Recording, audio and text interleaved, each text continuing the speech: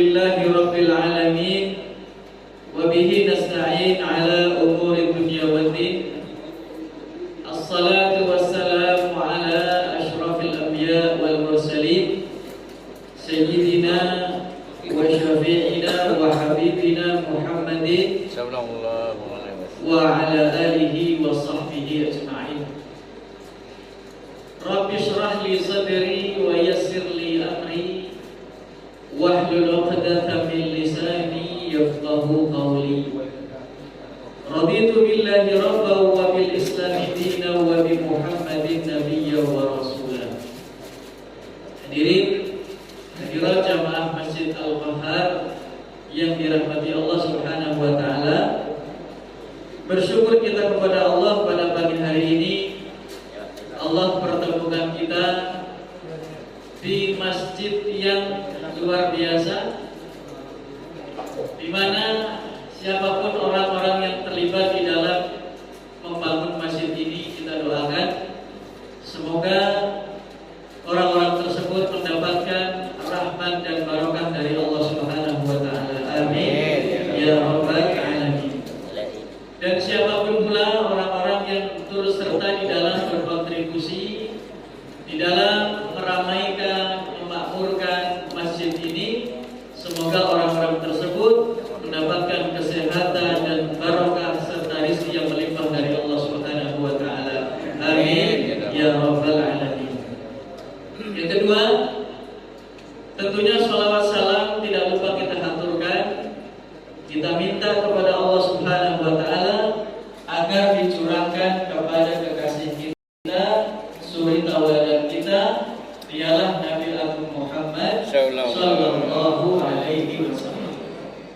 Hadirin hadirat sekalian rahimakumullah, terima kasih diucapkan pada MC kita pada pagi hari ini, Bapak Dani Hamid, SPD IFN, dan ketua kita Bapak Stoni SAG. Ada Pak Haji Faisal, sehat Pak Haji. Semoga pertemuan kita pada pagi hari ini mendapatkan berkah selalu dari Allah Subhanahu wa taala. Amin ya rabbal alamin. Hadirin hadirat sekalian rahimakumullah.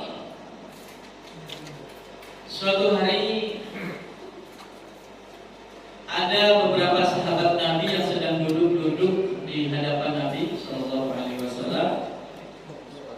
Tiba-tiba para sahabat bertanya kepada Rasul, karena melihat Rasul yang seolah-olah tanpa sebab tertawa sendiri. Rasul tertawa sendiri, maka para sahabat penasaran. Ketika Rasul tertawa sendiri, maka para sahabat mereka langsung paham ini ada sesuatu yang penting. Kalau tertawa sendirinya kita agak bermasalah, ya kan? Tiba-tiba tertawa sendiri. Ini yang tertawa sendiri Rasul sallallahu alaihi wasallam. Maka para sahabat langsung paham ada sesuatu. Sesuatu ini bukan yang negatif, tapi sesuatu yang positif. Maka mereka bertanya, "Ya Rasulullah, apa yang membuat Anda tertawa seperti itu?" Apa kata Rasul? "Aku melihat Allah Subhanahu wa taala yang sedang mendamaikan kedua hambanya." Ada Allah mendamaikan hambanya. Berarti hamba ini bertikai sebelumnya. Bagaimana ya Rasul? Kok Allah bisa mendamaikan hambanya? Ada dua orang hamba yang satu bilang, "Ya Allah, tolong balas atas kezaliman yang pernah dia lakukan terhadapku dulu waktu di dunia." Kata Allah Subhanahu wa taala, "Dengan cara apa aku harus membalasnya? Dengan cara apa kamu minta agar dibalas perbuatan orang ini? Memangnya dia ngapain? Dia telah menzalimi aku, ya Allah. Tolong balas ya Allah. Ambil hakku dari dirinya." Bagaimana caranya? Maka orang ini mengatakan, "Tolong ambil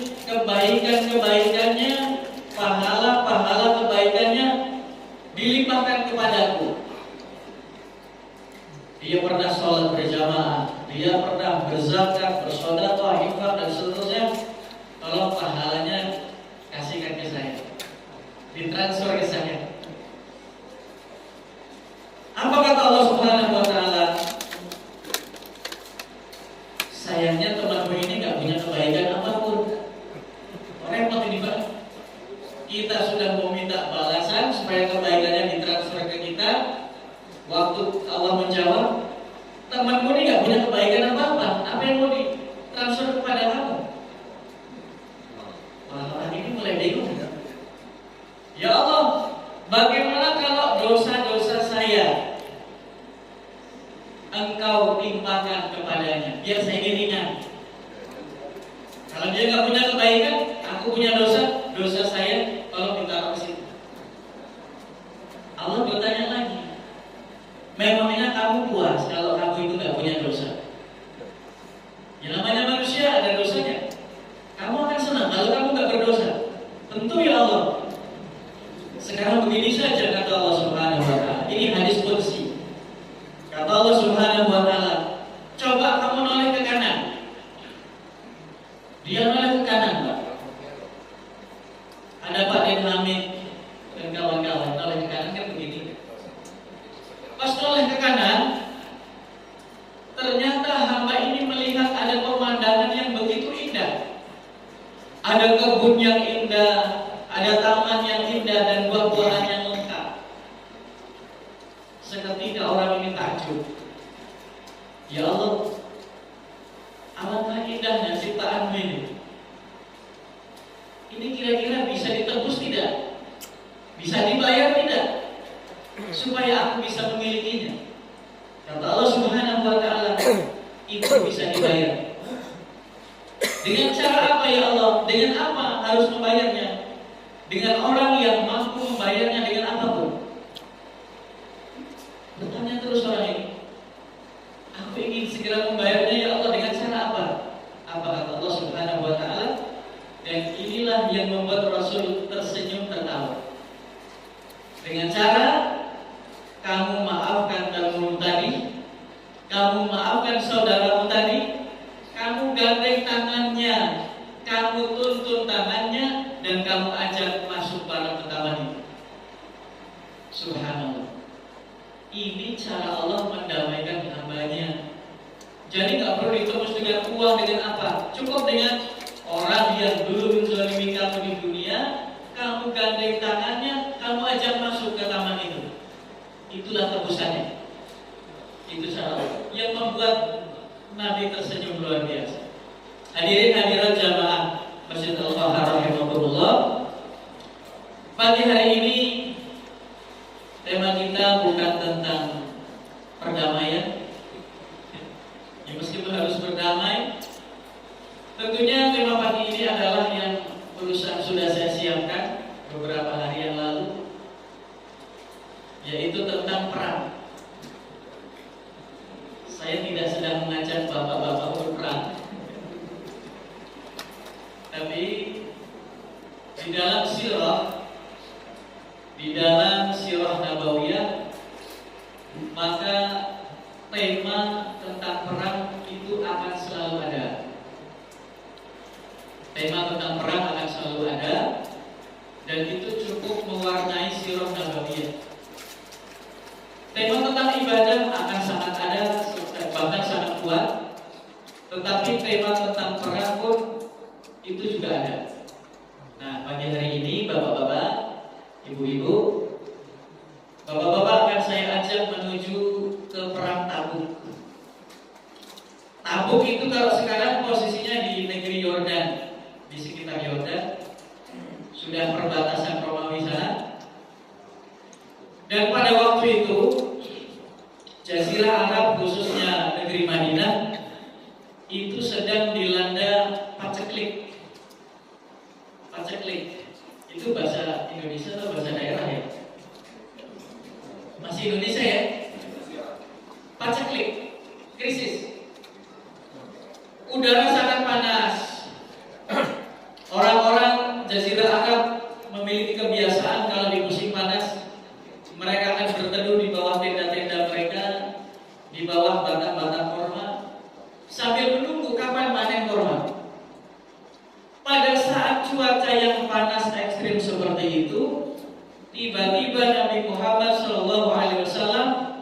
mengumandangkan jihad, perang. Wahai kaum muslimin, kita akan berperang melawan Romawi. Inilah perang pertama Jazirah Arab melawan bangsa Romawi. Romawi itu kalau sekarang ya Eropa itu, termasuk Amerika. Itu kalau dulu masuk wilayah Romawi, yang katanya sekarang sedang mengalami kebakaran hebat. Hadirin sekalian rahimakumullah, kita berangkat ke Romawi yang jaraknya ratusan kilometer bahkan ribuan kilometer dari Madinah. Pada peperangan ini Bapak Ibu sekalian rahimakumullah, kondisi kaum muslimin sedang dalam keadaan kondisi sangat terbatas.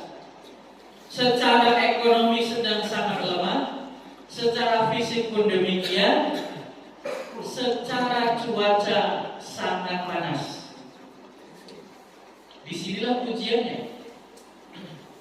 Maka para sahabat yang hatinya sudah sangat kokoh dengan keimanan, diisi dengan mahabbah kepada Rasul, kepada Allah, mereka siap. Ya Rasulullah, kami siap. Dan peperangan ini berbeda dengan peperangan-peperangan yang lain. Ketika Rasul menjelaskan peperangan yang lain, maka beliau tidak akan menjelaskan rencana beliau secara detail. Ada istilahnya kitman, secret, rahasia. Sehingga ketika Rasul mau berangkat dari Madinah menuju Mekah, waktu peristiwa waktu Mekah, beliau bahkan tidak pernah menginformasikan kepada orang terdekatnya sekalipun rencana-rencana beliau nanti di Mekah mau ngapain, mau lewat jalur mana. Beliau tidak memiliki atau tidak menyampaikannya kepada siapapun, termasuk kepada istrinya Aisyah. Tetapi di perang Tabuk, di perang ini, Rasul menjelaskan detail sekali tentang rencana beliau berangkat ke Tabuk. Kenapa? Jaraknya sangat jauh. Yang dihadapi adalah negeri terkuat, tentaranya paling kuat, yang dahulu Pak pernah menyerang negeri kita di Surabaya. Negeri kita dulu diserang oleh siapa? Oleh Romawi. Belanda itu bagian dari Romawi. Negeri terkuat Pak, tentaranya paling kuat. Ini kaum muslimin, orang Madinah. Ini kan negeri baru berdiri, baru 9 tahun. Kok melawan tentara yang sudah beratus-ratus tahun memimpin peradaban waktu itu? Maka Rasul jelaskan dengan sangat detail. Jarak kita sangat jauh, perbekalan terbatas, kendaraan juga tidak cukup membawa kita semua. Unta kita terbatas. Maka berinfaklah kalian. Dibacakan ayat-ayat tentang infak, tentang sedekah. Dan pada hari itu datanglah orang-orang, salah satunya adalah menantu beliau, Sayyidina Utsman bin Affan, dengan membawa 1000 dinar. Apa bedanya dinar sama dirham? Kalau dinar itu mata uang emas, kalau dirham itu perak. Nah, 1000 dinar ini berarti 1000 keping emas. 1 dinar sekitar 2 juta rupiah. Saya belum buka kalkulator ini. Berapa Pak? 1000 dinar, 1 dinarnya 2 juta rupiah. Perkiraan saya miliaran ini. Ya, ya Pak ya. Perkiraan saya miliaran Pak Yusra. Itu dibawa oleh Sayyidina Utsman dengan bajunya, dibungkus sama bajunya, ditenteng, ditaruh, ditumpuk di hadapan Nabi Muhammad SAW. Kata Rasulullah, faja'ala Rasulullah yuqallibuha.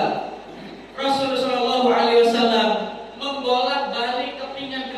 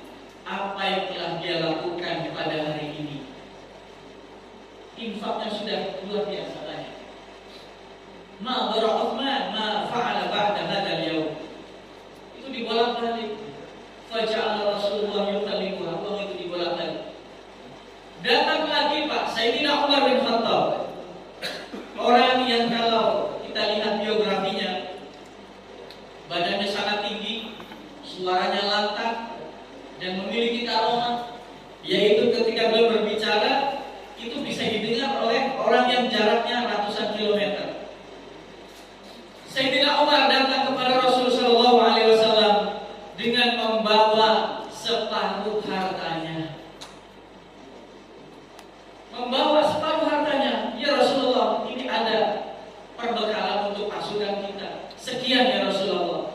Rasul bertanya, ya Umar, ma abqaita li ahlika ya Umar. Ini harta sebanyak ini kamu berikan kepada kami. Berapa yang kamu sisakan untuk keluargamu di rumah? Untuk anak istrimu kamu tinggalkan berapa di rumah? Apa kata Sayyidina Umar? Abqaitu lahum nisfahu. Aku sisakan, aku tinggalkan untuk keluargaku, untuk anak istriku, sejumlah seperti yang aku berikan kepadamu. Separuhnya, setengahnya. Tidak lama berselang, Pak, datang Sayyidina Abu Bakar As-Siddiq. Sayyidina Umar berencana ketika beliau sudah mengeluarkan separuh hartanya, beliau mampu menyaingi amal ibadahnya Abu Bakar As-Siddiq. Beliau sudah berharap ini setengah ini pasti banyak ini Pak Haji, ya kan? Setengah harta pasti banyak. Hari ini saat aku mampu menyaingi amalnya Abu Bakar As-Siddiq. Ini namanya fastabiqul khairat. Kalian begini bagus. Maka datang Pak Sayyidina Abu Bakar As-Siddiq dengan membawa hartanya. Waktu ditanya, wahai Abu Bakar, ma abqaita li ahlika, yang kamu tinggalkan untuk anak istrimu di rumah apa? Ini peperangan luar biasa, kamu infak sebegini banyak. Yang kamu tinggalkan untuk anak istri makan di rumah apa? Berapa? Rasul bertanya demikian. Abu Bakar As-Siddiq, orang terbaik nomor 1 setelah Nabi Muhammad. Umat terbaik itu adalah Abu Bakar As-Siddiq. Ulama sudah sepakat. Level tertingginya umat itu beliau. Apa yang beliau katakan? Ya Rasulullah, abqaitu lahumullah wa rasulah. Aku tinggalkan untuk anak istriku di rumah Allah dan Rasulnya. Maksudnya gimana ya? Semuanya Pak Haji. Aku tinggalkan semuanya. Aku berikan untukmu semuanya, dan aku tinggalkan untuk anak istriku Allah dan dirimu dan Rasulnya. Tidak ada di rumah. Bisa jadi Bapak Ibu sekalian, uang yang disedekahkan Abu Bakar As-Siddiq itu 50 juta. Bisa jadi. Dan sangat mungkin uang yang disedekahkan Utsman bin Affan 5 miliar. Secara jumlah itu banyaklah uangnya Utsman bin Affan. 5 miliar sama 50 juta, iya kan? Tetapi secara persentase, ternyata 50 juta itu milik Abu Bakar semuanya. Sementara 5 miliarnya Utsman bin Affan itu belum, masih punya kebun, masih punya tabungan di rumahnya. Ini namanya totalitas. Abqaitu lahumullah wa rasulah. Ya Rasulullah, tidak ada yang aku tinggalkan di rumah terkecuali Allah dan dirimu dan Rasulnya. Disinilah Sayyidina Umar mengatakan, la usabiquka ila syai'in abada. Wahai Abu Bakar, aku duga hari ini aku mampu mengalahkanmu dari sisi amal soleh. La usabiquka ila syai'in abada. Selamanya aku tidak akan pernah bisa mengalahkan dirimu dari sisi amal soleh. Maka wajar ulama sepakat Abu Bakar di posisi tertinggi, Umar di posisi kedua. Begitupun maka beliau berdua. Sayyidina Abu Bakar di posisi bawahnya Rasul sedikit, Sayyidina Umar posisinya di bawah Abu Bakar sedikit. Secara makam pun demikian diposisikan, tidak sejajar. Itulah menggambarkan kepada kita bagaimana kehidupan para sahabat itu luar biasa. Akhirnya datang pula Abdurrahman bin Auf, datang membawa ribuan dirham di hadapan Rasul.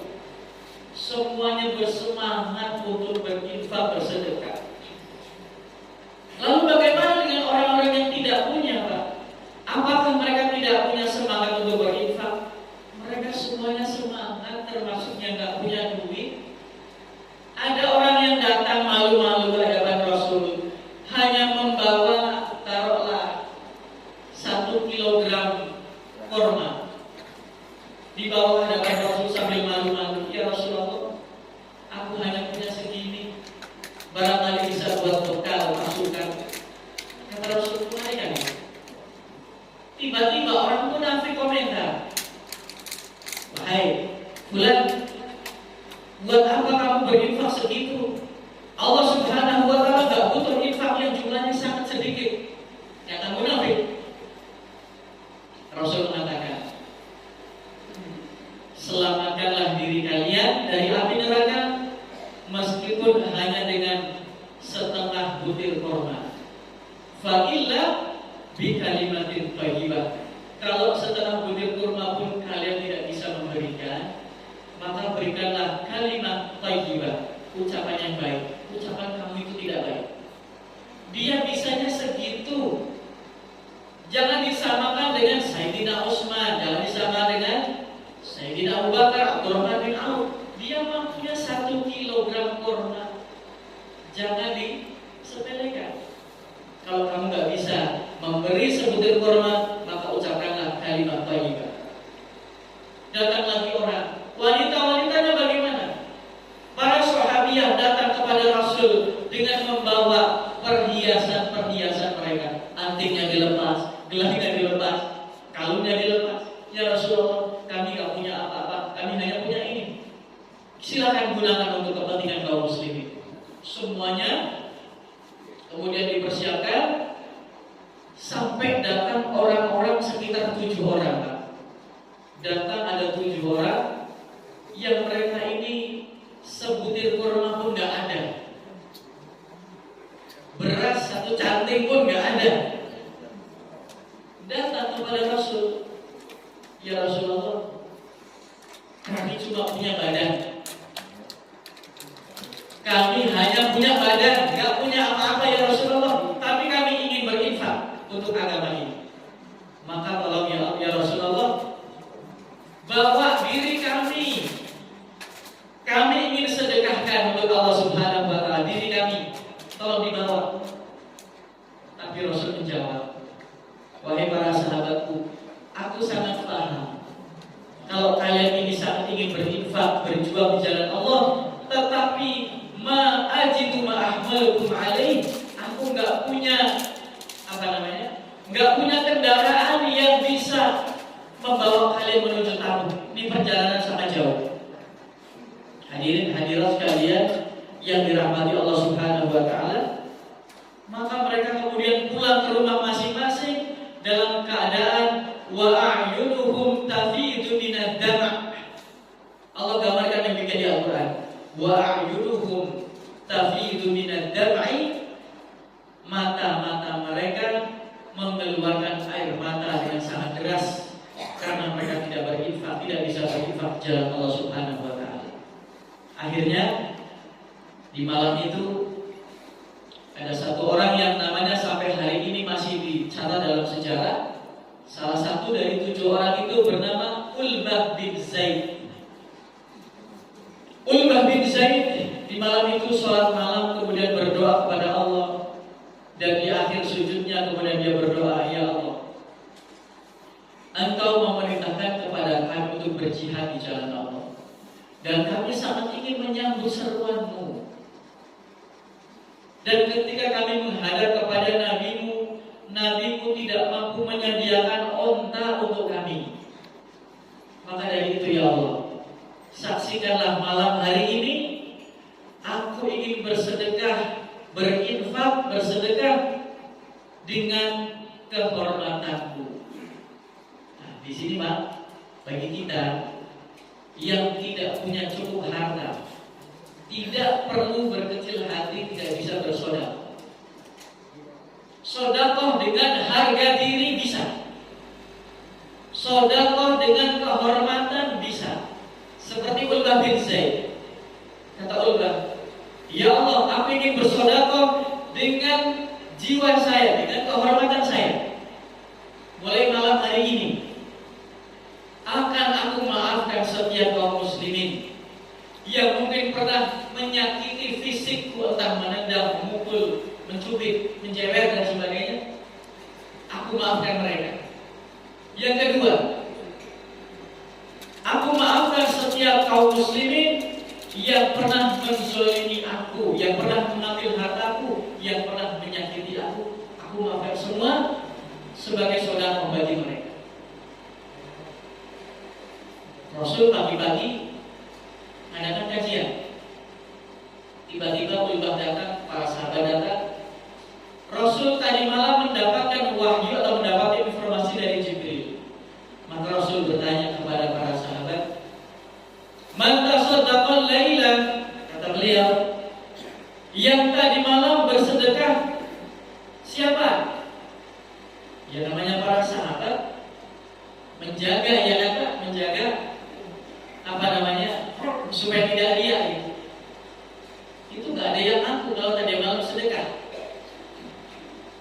Rasul bertanya lagi, "Man tasaddaqal laila?" Yang tadi malam sedekah siapa? Nggak ada yang turun tangan, Pak. Rasul bertanya lagi, kali ini lebih tegas. Kata beliau, "Man tasaddaqal laila falyakum." Ada tambahan, falyakum. Siapa yang tadi malam sedekah, ayo berdirilah. Maka berdiri Pak Ulbah bin Zaid. Ulbah berdiri, "Aku ya Rasulullah." Rasul kemudian mengatakan kepada Ulbah, "Wahai Ulbah, absyir, absyir, berbahagialah, bergembiralah. Qad taqabbalallahu shadaqatak." Tadi malam Allah Subhanahu wa ta'ala mengatakan kepadaku bahwasanya sedekahmu diterima Allah. Kita kadang sedekah mungkin sampai jutaan rupiah. Tapi sekalipun kita belum pernah mendengar informasi dari Jibril kalau 1 jutanya kita diterima Allah Subhanahu wa ta'ala. Tetapi Ulbah bin Zaid sedekah dengan kehormatannya. Di malam itu Jibril turun kepada Rasul mengatakan bahwasanya sedekahnya Ulbah bin Zaid diterima Allah Subhanahu wa ta'ala. Absyir, berbahagialah Ulbah. Qad taqabbalallahu shadaqatak. Allah Subhanahu wa ta'ala telah menerima sedekahmu tadi malam. Hadirin hadirat sekalian rahimakumullah, akhirnya berangkatlah pasukan. Sebelum berangkat, ternyata orang-orang munafik jumlah di Madinah semakin banyak. Maka mereka mengatakan kepada Rasul, "Ya Rasulullah, aku izin gak bisa berangkat." Alasannya aneh juga nih Pak. Dia ini izin kepada Rasul, itu alasannya bukan karena gak bisa perang, bukan karena sakit, ada keterbatasan fisik, bukan karena itu. Alasannya itu kata dia, namanya Jad bin Qais, "Ya Rasulullah, saya gak ikut perang ya." Kenapa? Di negeri ini, di Madinah ini orang sudah tahu kalau saya ini adalah seorang laki-laki yang mudah terkena fitnahnya wanita-wanita Romawi. Nggak tahan lihat rambut tiran, kira-kira begitu. Ya orang Romawi kan rambutnya tiran, ya kan? Saya itu sudah dikenal oleh masyarakat itu adalah laki-laki yang tidak bisa melihat wanita-wanita Eropa. Berbeda dengan wanita Arab, tidak ada yang rambutnya merah. Maka saya minta izin agar saya tidak terjerumus fitnah, kata dia. Agar saya tidak terjerumus fitnah, tolong saya diizinkan tidak ikut berperang. Kata Rasulullah SAW, "Aku izinkan." Allah Subhanahu wa ta'ala kemudian menegur nabinya. Intinya menegur itu, "Wahai Muhammad, mengapa kamu izinkan sebelum kamu puji orang itu? Tetapi sudah kamu aku maafkan," kata Allah Subhanahu wa ta'ala. Itu Jabir Qais, Pak. Izinnya begitu. Orang munafik yang lain datang, "Ya Rasulullah, saya tidak ikut perang, ada alasan ini, alasan itu." Rasul izinkan semua orang-orang munafik. Sampai akhirnya orang munafik kemudian mengompor-ngompori kaum muslimin. "Wahai kalian kaum muslimin, la tanfiru fil har." Kata Allah Subhanahu wa ta'ala sampai direkam oleh Allah dalam Al-Quran. "La tanfiru fil har." Jangan berangkat berperang dalam kondisi panas seperti ini. Nabi Muhammad diperintahkan oleh Allah untuk menjawab ucapan mereka.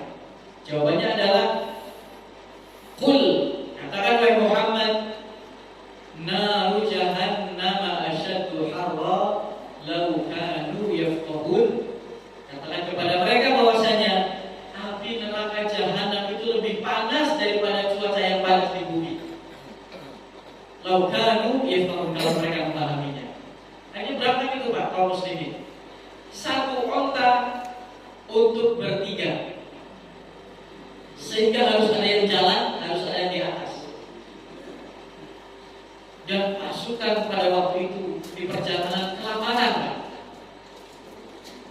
Akhirnya sebagian berpendapat, ya Rasulullah, ini perjalanan masih sangat panjang, air minum stoknya sudah habis. Maka Sayyidina Umar kemudian mengusulkan, ya Rasulullah, ini ada sebagian kaum muslimin yang di saat mereka kehausan, mereka menyembelih onta lalu diambil airnya diminum. Kalau setiap kali haus ontanya disembelih, ya kan, maka bisa habis ini. Ya Rasul, bagaimana? Tolong Anda angkat tangan kepada Allah, minta kepada Allah agar Allah turunkan hujan. Ya, yang doa Rasul. Kalau sekali angkat tangan dia langsung turun hujan. Hanya mereka minum dengan puas. Hadirin sekalian rahimakumullah, ternyata ketika perang Tabuk, Sayyidina Ali bin Abi Thalib tidak ikut perang. Dan beliau gelisah, hatinya gelisah. Padahal ini perintah Nabi. Ali, kamu di rumah di Madinah. Ini tim-tim intinya sudah aku bawa semuanya ke Tabuk. Yang tersisa hanya engkau di sini. Maksudnya, kalau nanti di perang Tabuk ternyata kami banyak yang terbunuh, banyak yang syahid, setidaknya masih ada diriku di sini bisa membangun Islam. Di sini Pak, disalah tafsirkan oleh Syiah. Orang-orang Syiah mengambil dalil dari peristiwa perang ini, perang Tabuk. Kata orang-orang Syiah, itu dalilnya bahwasanya pengganti kekhalifahan setelah Rasul wafat bukan kepada Abu Bakar tetapi kepada Ali bin Abi Thalib. Itu yang sah, Ali bin Abi Thalib. Yang lain mah nggak sah. Itulah bedanya kita Ahlus Sunnah wal Jamaah dengan Syiah. Kalau Syiah, mereka mencintai Ahlul Bait, tetapi mereka merendahkan para sahabat. Mereka mencintai Ahlul Bait, tetapi menghina, memfitnah para sahabat. Kalau kita tidak, menghormati Ahlul Bait, tetapi juga menghormati para sahabat Nabi, mencintai para sahabat Nabi, mencintai pula Ahlul Bait. Ini dari Syiah. Kemudian Ali hatinya gusar. Kenapa? Kata beliau, waktu Nabi berangkat ke perang Tabuk, saya di rumah bersama orang-orang yang saya sudah tahu mereka ini lemah imannya. Masa saya dibarengkan dengan orang-orang munafik, itu rasanya nggak enak betul. Saya lihat ke sini, ini orang yang sudah jelas kemunafikannya. Lihat ke sini begitu, lihat ke sana, dibarengkan dengan ibu-ibu, dengan anak-anak. Saya ini pejuang mujahidin. Ternyata itu pesan dari Nabi. Ini aku khususkan untuk kamu, jaga keluargamu, jaga Madinah. Nah, disinilah Pak, orang-orang munafik mulai bermain. Kata mereka, Sayyidina Ali itu gak ikut karena apa?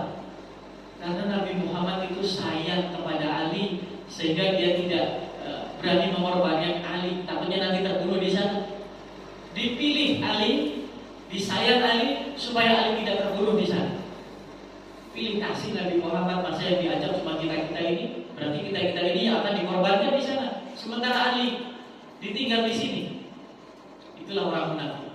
Berangkat sampai di tengah perjalanan, datang bayangan hitam dari kejauhan. Rasul langsung ngerti itu adalah Abu Dzar Al-Ghifari. Bapak Ibu pernah dengar nama Abu Dzar? Sering ya?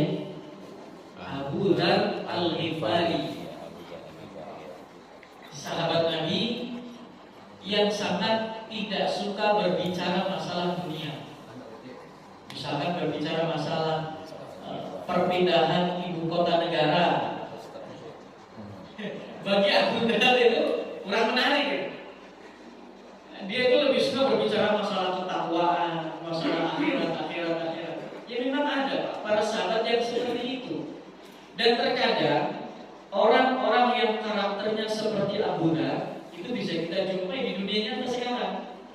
Kalau ngomong masalah dunia itu kayaknya tidak suka begitu. itu mungkin mengikuti Abu Dar Al-Ghifari. Abu Dar itu langsung diketahui Rasul, itu Abu Dar itu. Sahabat tuh belum tahu Pak namanya bayangan hitam, belum diketahui secara jelas. Waktu itu belum ada kamera dengan kualitas tinggi ya. Kata Rasul itu Abu Dar. Begitu dekat, ya Rasulullah, ada benar ya Rasulullah. Itu Abu Dar yang datang. Kata Abu Dar, ya Rasulullah, mohon maaf aku terlambat. Bukan karena apa?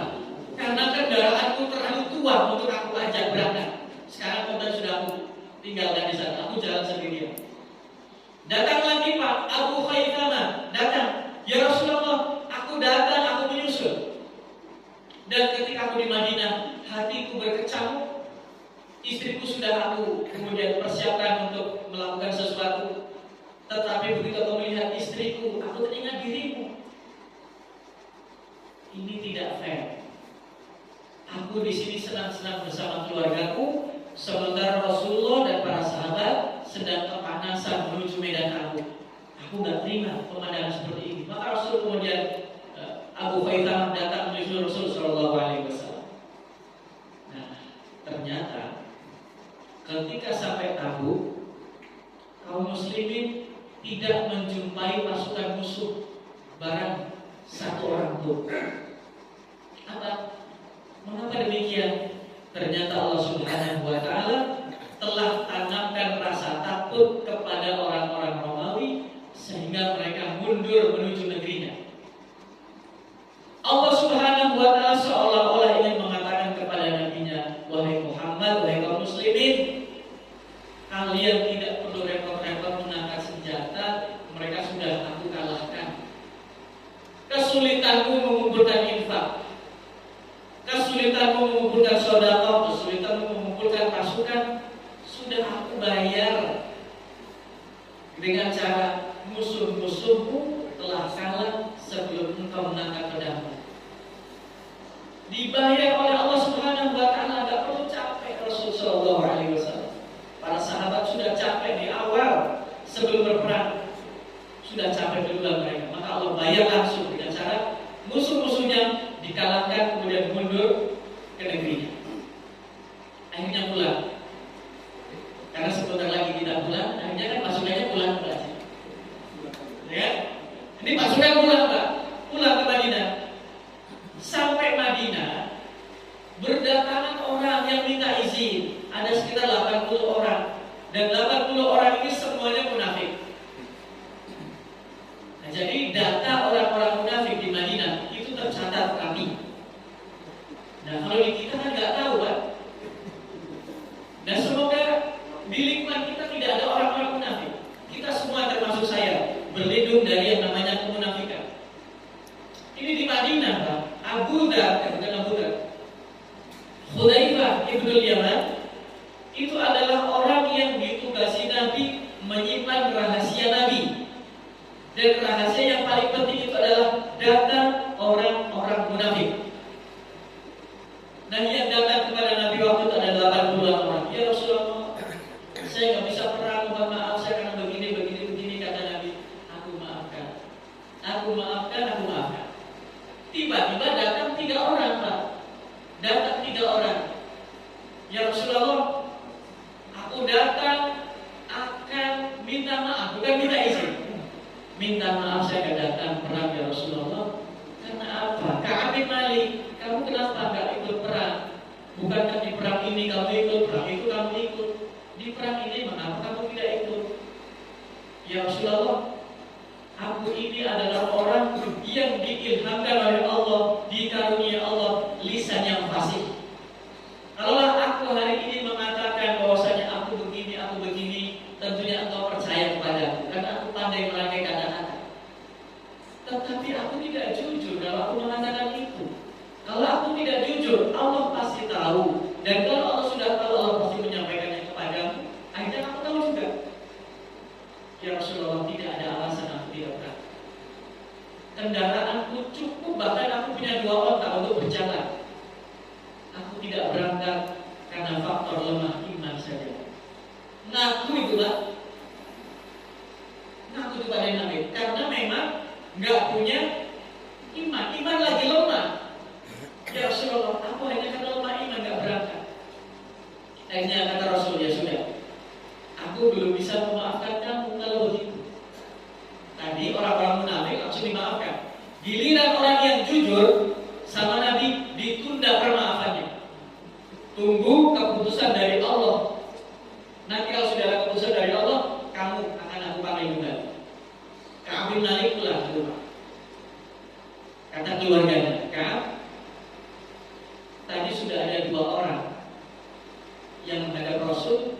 Dan dua orang ini nasibnya sama seperti kamu. Dua orang ini senior kamu. Pertama Hilal bin Umayyah, yang kedua Murarah bin Rabi'. Dua orang ini sudah menghadap Rasul, alasannya sama seperti dirimu. Maka bersabar. Ditunggu Pak, sehari, 2 hari, seminggu, 2 minggu, sampai 40 hari. Dan selama 40 hari itulah 3 orang ini diboikot sosial. 3 orang ini tidak diajak bicara oleh Rasul dan oleh para sahabat. Bayangkan Pak, datang yang biasanya kita berjamaah, ya kan? Misalkan ada Pak Henry datang, ketemu sama Pak Haji Faisal, karena diboikot, ya kan? Diboikot sosial, nggak diajak bicara. Kita nggak diajak bicara 1 minggu saja sudah repot. Atau bapak-bapak tidak diajak bicara istrinya 2 hari, itu berkecamuk Pak. Itu bagi bapak-bapak yang sudah menikah. Bagi jomblo-jomblo yang belum nikah, belum bisa merasakan itu Pak. Bagaimana didiamkan istri ya Pak Sony ya? Bagaimana didiamkan istri 1 hari saja, itu kayaknya asam lambung naik gitu. Jadi kalau asam lambung naik itu kan biasanya faktor pikiran. Terus kalau dikasih makan banyak juga alam mual gitu. Tapi kalau istri sudah mulai ngajak bicara, asam lambung otomatis turun itu Pak. Nah itu sahabat Nabi Pak, tidak diajak bicara Bapak Ibu sekalian 40 hari 3 orang ini. Di hari ke-40 Rasul kemudian datang mengatakan kepada sahabat, tolong sampaikan kepada 3 orang itu, kepada 1 orang saja khusus Ka'ab. Kalau yang 2 sudah diajak bicara, Hilal, Murarah sudah diajak bicara.